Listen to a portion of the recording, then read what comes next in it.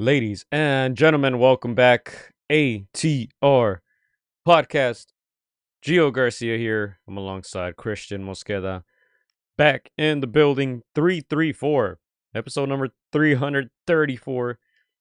We have another exciting week in boxing. Virgil Ortiz Jr., Erickson Lubin. We got to talk about it. We got to talk about the November calendar. Things are heating up, man. I feel like the last couple months haven't given us much, but hey, we're back in action. Virgil Ortiz, Erickson Lubin, welcome back to the show. Yeah, you said it, Gio. It's November, Thanksgiving. You gotta give thanks, man.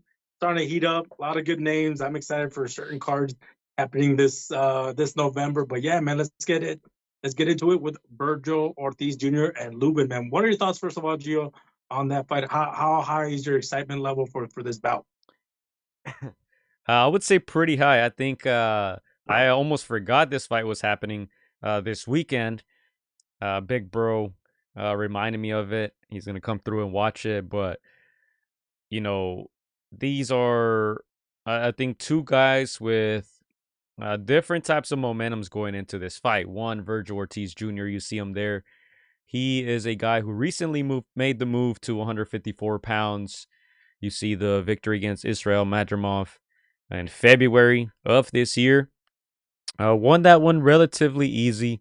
That was on one of those Riyadh mega cards.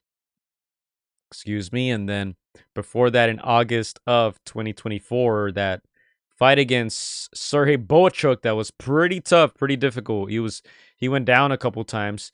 Says down in round 1 and 8 there. So he usually was known as a boxer puncher, a knockout machine. He hasn't gotten a knockout there yet against those two guys at 154.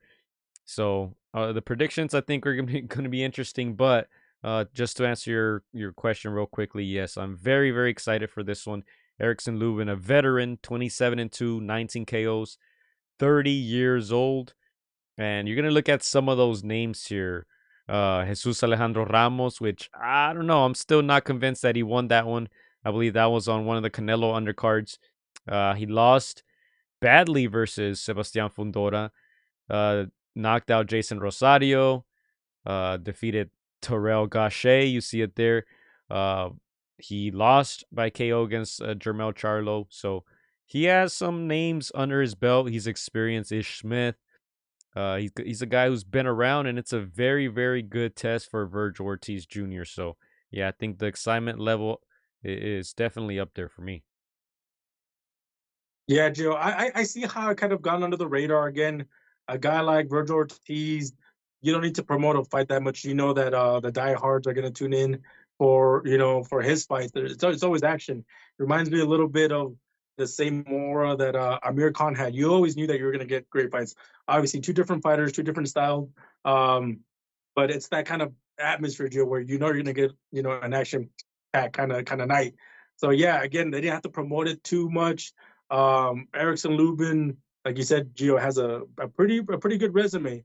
Comes up short in some of those big fights, but you can't say he doesn't fight all comers. So he is in a sense the bigger guy. He's been in that 154 longer, much more comfortable in that division.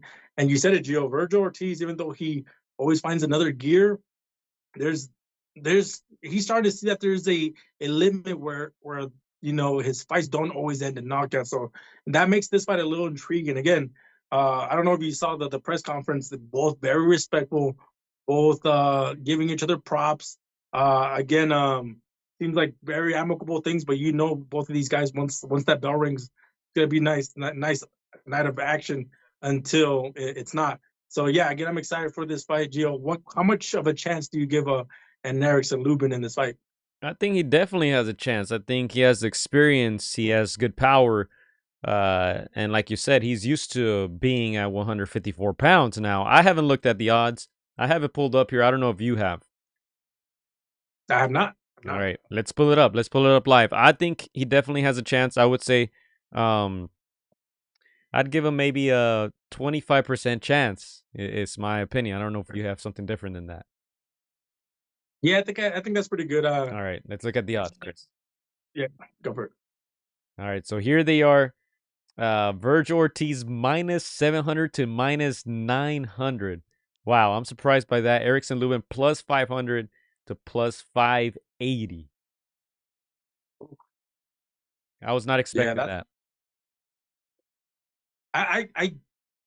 I think it's a little wide. I can see why the bookies put it that way. Again, Virgil Ortiz is undefeated. Always finds a way to, just have that extra gear. Lubin does have two losses, so I see the bookies and obviously the popularity of Virgil Ortiz. You know it's gonna swing that way, but yeah, man, I wouldn't count Lubin out. Again, he's been there with some monsters. Not saying that Virgil hasn't been in there with some tough opposition. Especially the last two fights. Been in there with Madrimov, with Bochuk. He's had some good fights. But Lubin's done it for longer. So again, I think it's a little bit closer. I would say I want to say 65-35. But yeah, man, Lubin comes in confident, man.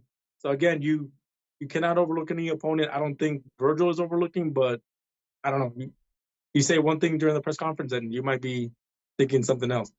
Yeah, so if you guys see here, uh, some of the popular bets, Virgil Ortiz Jr.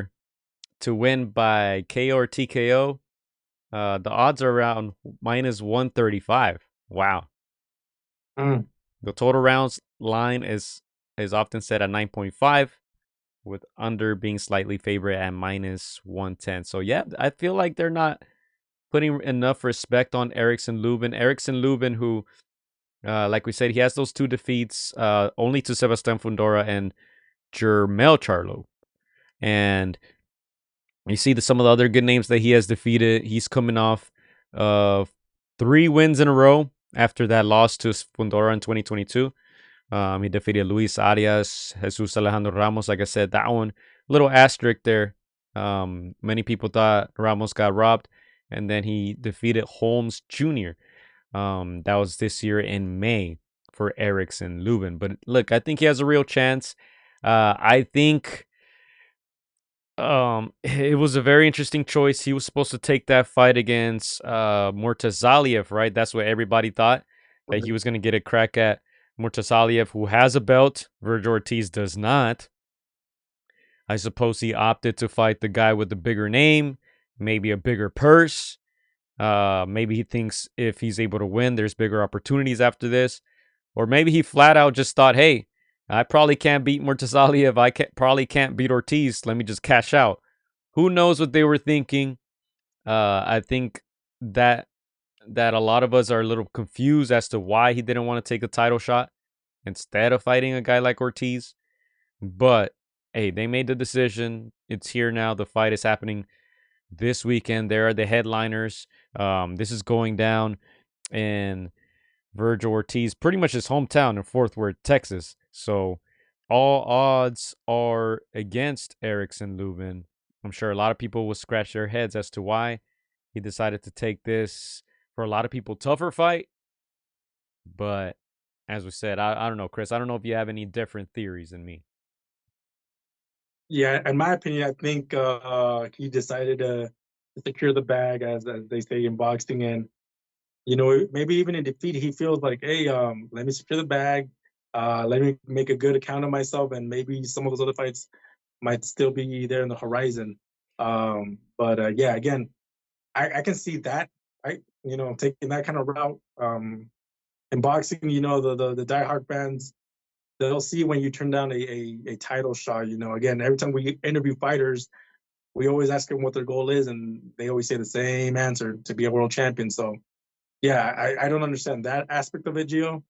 You never turn down a title shot, in my opinion, if it's given, because as we've seen many a times, they never come back. So that's the only thing that makes me scratch my head a little bit. But yeah, let me ask you, Gio, what would a win for Lubin mean in the scope of boxing right now?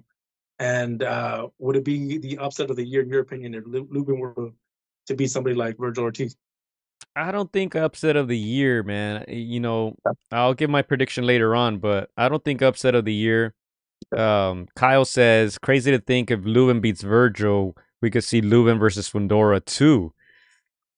Yeah, and it's not like Lubin was fighting a bad fight versus Fundora. If you guys remember, he got Right. his eyes swollen up, shut basically.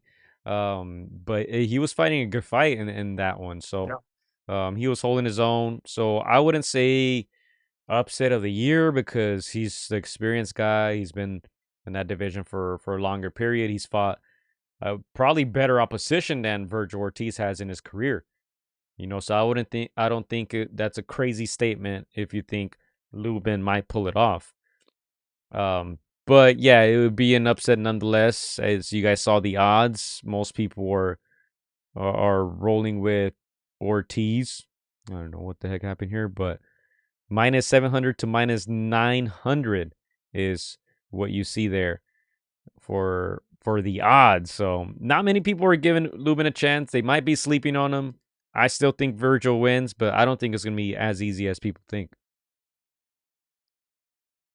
Yeah, I agree. I think after Lubin's first loss, I feel like a lot of people discounted him at 154. They kind of maybe put him, including myself. I feel like we put him like seven, like outside of the top seven. But I mean, again, you got to give this man his props and respect. He's come back and fought some of the top names in that division. Came up short in some, won others, but still makes pretty competitive fights. So again, I know he comes in ultra confident. He knows what a win over a big name fighter like Virgil would mean to his career. Again, Virgil still has that O, still undefeated. He's one step away from, getting a full fledged title shot. Lubin probably feels a little overlooked right now because everybody's clamoring for a Virgil versus Booth Ennis kind of fight, and so he knows this is his chance to not be a stepping stone. So I'm excited for this fight. I know it's going to be very very tough, very competitive.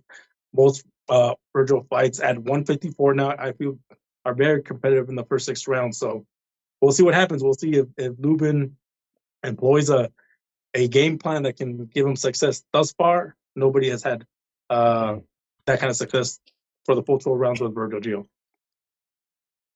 Sorry, Bochuk, I disagree with you, Chris. But That is that is true because the Bullchuck that fought Brandon and the one that fought Virgil, two different Bullchucks, man. But yeah, man. What would be the game plan, Gio, if you are in the corner of an Erickson Lubin against a bull like Virgil Ortiz? pray, pray, He hope said, that "Pray." his chin holds up. But look, he can make it tricky. He can make it sloppy. He can box. I'm gonna go ahead and draw my prediction. I think Virgil wins by decision. I think Okay. Lubin will be tricky enough to make it go the distance. I think if he tries to get brave, I think he can get hurt. But I think they're gonna try to be smart with it, especially if it's true, if your theory is true, where they're trying to cash out. I don't see them, going in there and trading with Virgil Ortiz. We'll have to wait and see, but yeah, I think he does enough to survive in this fight, Erickson Lubin. Yeah, I want to agree with that statement, Gio. A lot of variables coupled in there. Virgil, I feel, doesn't get the same number of knockouts as he gets, in there with bigger opponents. That with something that I heard Lubin say in the face-off, that he doesn't want to give away the game plan when they ask him what he does better than Virgil. I think he's a better boxer than Virgil, and I think he might try to box a little bit more. I don't know if he'll have success all 12 rounds, but I do think that kind of style, he'll be thinking about making it to the finish line. But I'm gonna try to get my knockout percentage up in our standings. Gio, I'm gonna say Virgil finds a way to knock him out. I think Lubin gets brave in there in the later rounds. I think he takes a punch that he doesn't see coming, or maybe a body shot. I want to say that Virgil has that momentum and has that motivation, trying to impress Jerry Jones over there of the Cowboys and gets a knockout. I think he's got that pressure, and I think even though he says he's not looking for the knockout, I think it comes. So I'm a say Virgil by TKO, Yeah, and I'm I'm not mad risking at it. that. I'm not mad at that. I think that would be impressive. That would be a statement if he's able to do it. Now, I say that because I think I personally would probably rank Lubin higher than a lot of these guys like Xander Zayas who just announced the fight. Erickson Lubin has been around the block. He doesn't have that title like Zayas does, but come on, we're boxing fans. We know that the title not doesn't always define who the top dogs are. Lubin is probably, I don't know, top 7 maybe in the division, a very stacked division. But as you see here, Zayas apparently signs with Bad Bunny's agency company. They just announced his upcoming fight. Let me see, when is it? Do you have the date? And I, It's somewhere around here. Yeah, go ahead.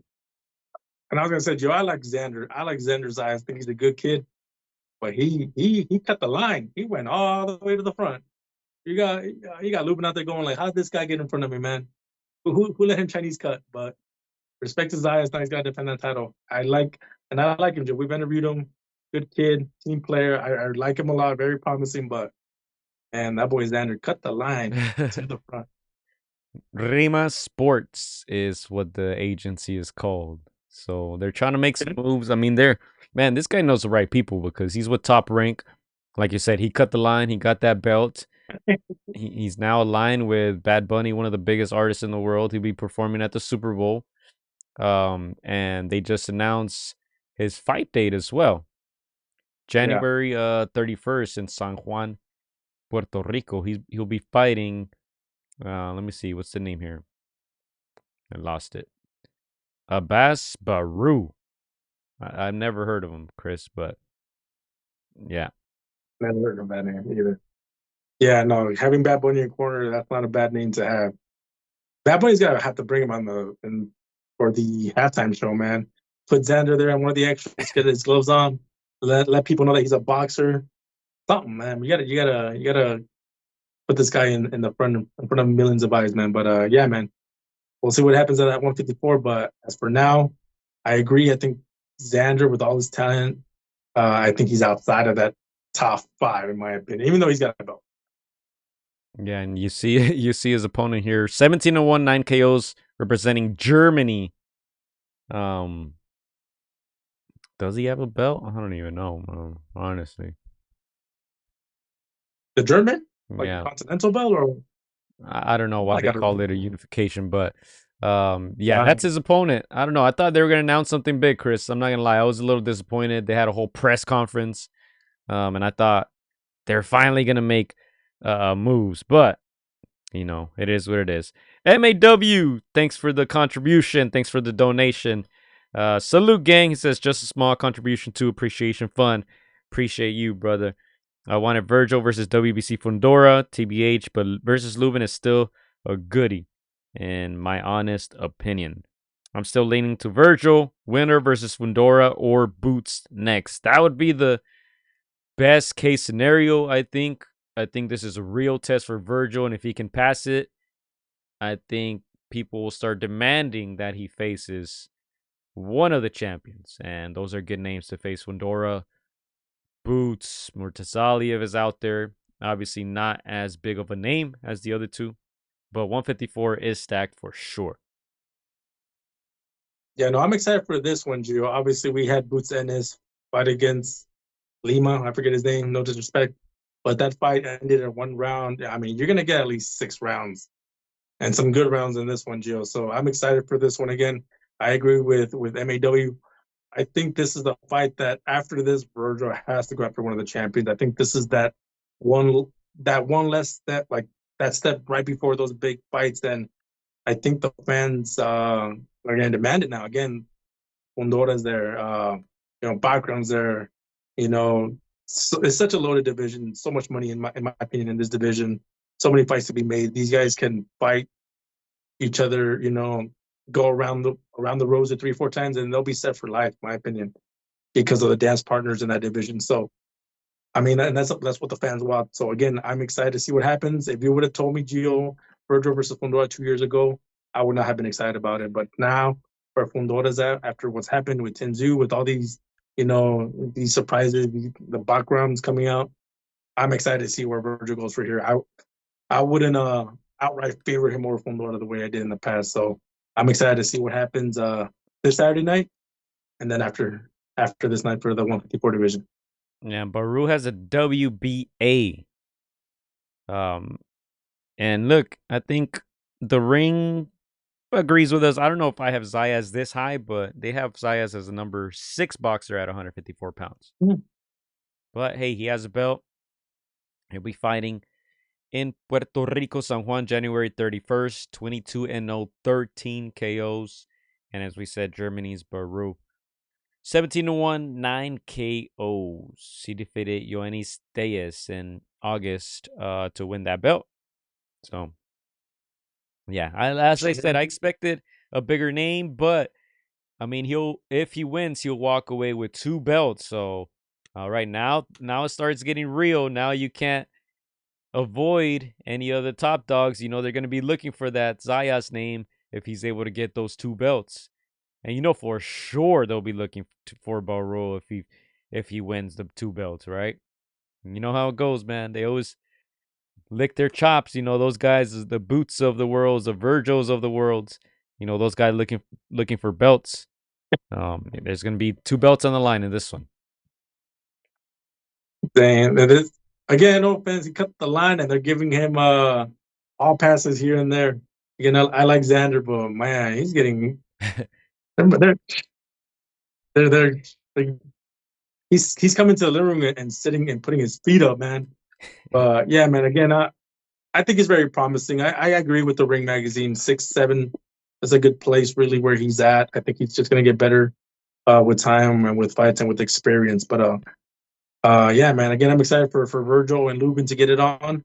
May the best man win. Obviously, we think it's going to be Virgil, but what happens after that, I'm excited.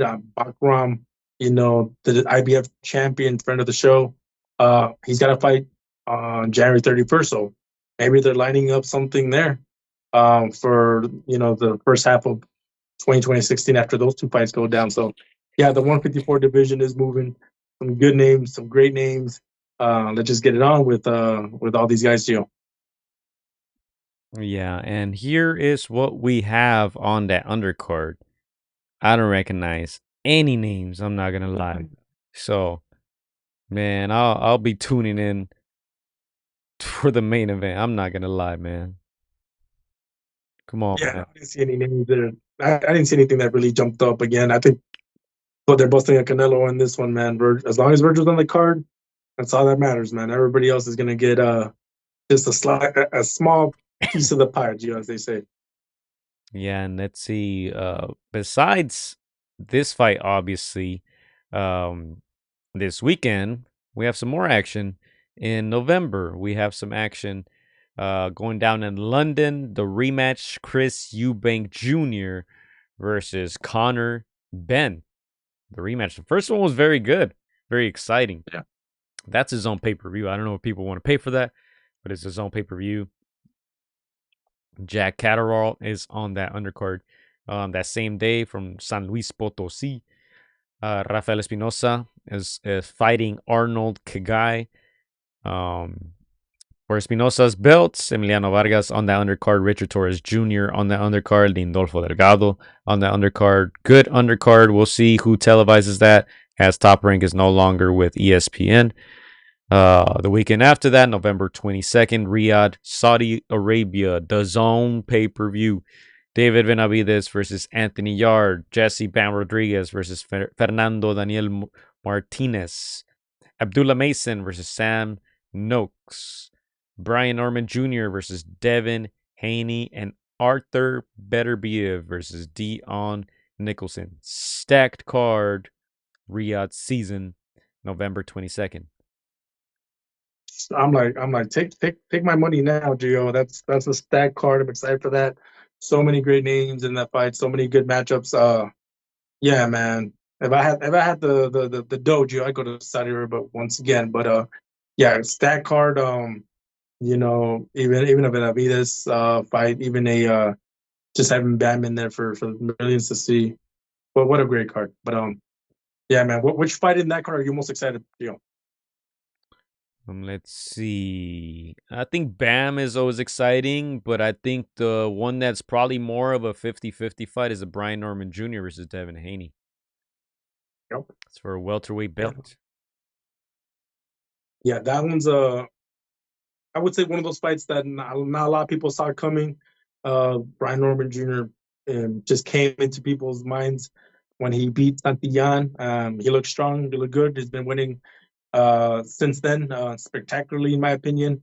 Not the mainstream name or not the big name even in boxing circles, but a very good fighter. And obviously, everybody knows who Devin Haney is. You know, just a blue chip fighter, very down boxer, good defensive boxer.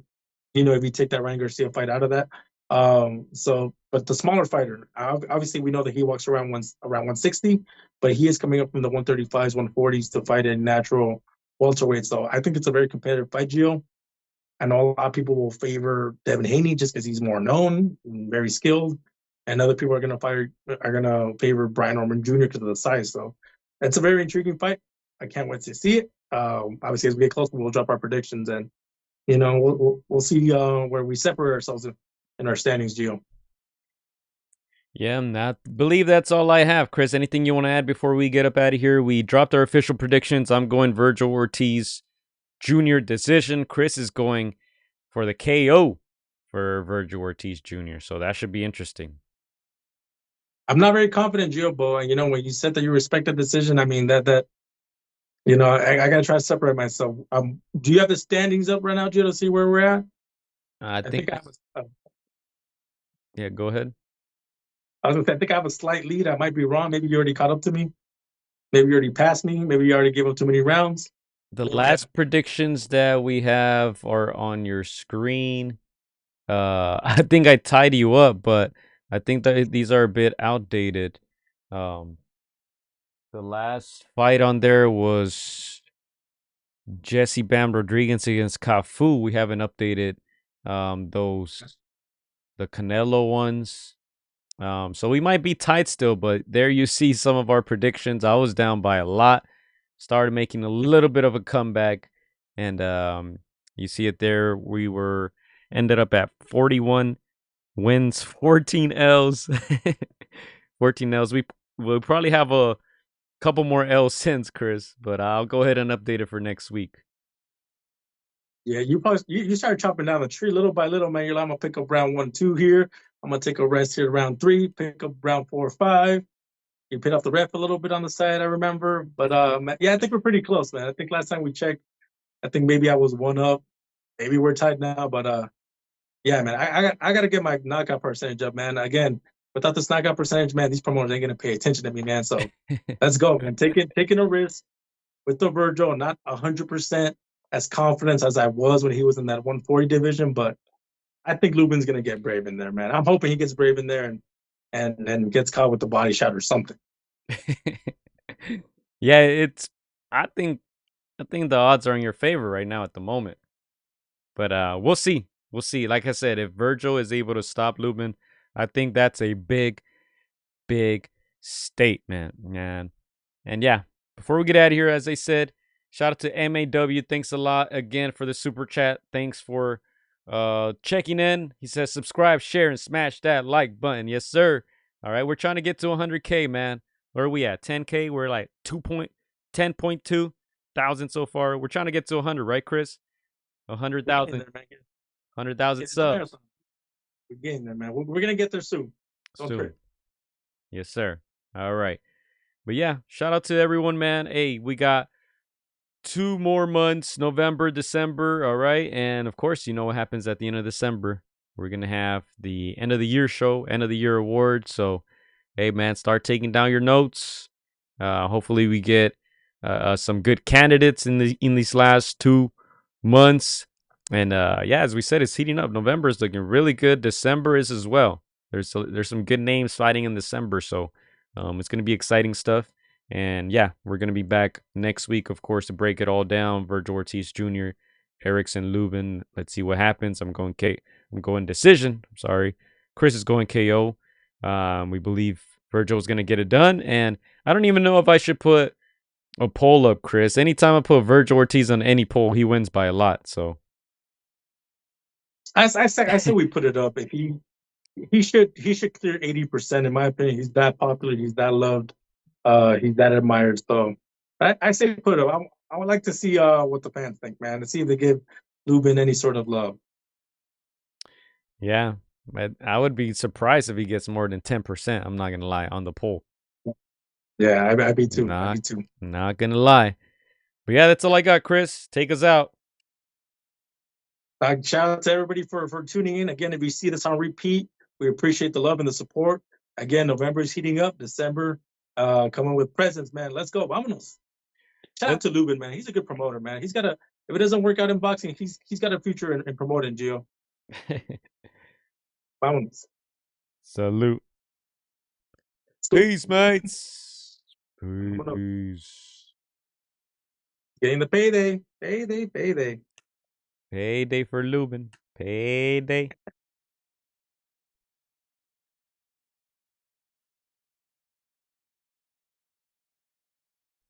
Later, gang.